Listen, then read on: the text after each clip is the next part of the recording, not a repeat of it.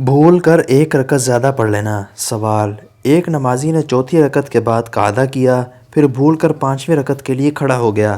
رکعت پوری کرنے کے بعد اسے یاد آیا تو اب وہ اپنی نماز کس طرح پوری کرے؟ جواب: ایسا شخص جو بھول کر 5 رکعت نماز ادا کرے اور پانچویں رکعت پورے کرنے کے بعد اسے یاد آ جائے کہ سہو ہو گیا ہے تو وہ سلام کے بعد سہو کے 2 سجدے کر لے۔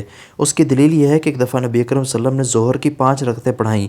آپ سے کہا گیا کیا نماز میں اضافہ ہو گیا ہے؟ آپ نے فرمایا وہ کیا؟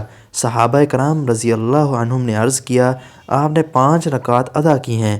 آپ صلی اللہ علیہ وسلم نے اپنے پاؤں موڑے اور سلام کے بعد 2 سجدے سہو کے کر لیے۔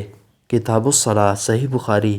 مذکورہ بالا حدیث سے روز روشن کی طرح واضح ہو گیا کہ جس شخص نے بھول کر 5ویں رکعت مکمل کر لی پھر اسے یاد آ جائے تو سلام کے بعد وہ سہو کے 2 سجدے کر لے، پھر سلام پھیر دے، اس کی نماز مکمل ہو گئی۔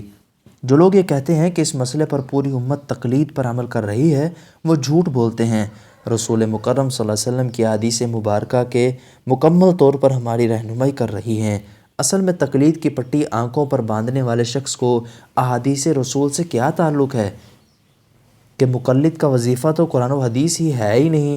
مفتی رشید احمد صاحب ارشاد القاری الی صحیح البخاری میں لکھتے ہیں مقلد کے لیے صرف قول امام ہی حجت ہوتا ہے، اور وہ اپنے حسن الفتاویٰ میں لکھتے ہیں رجوع الی الحدیث وظیفہ مقلد نہیں۔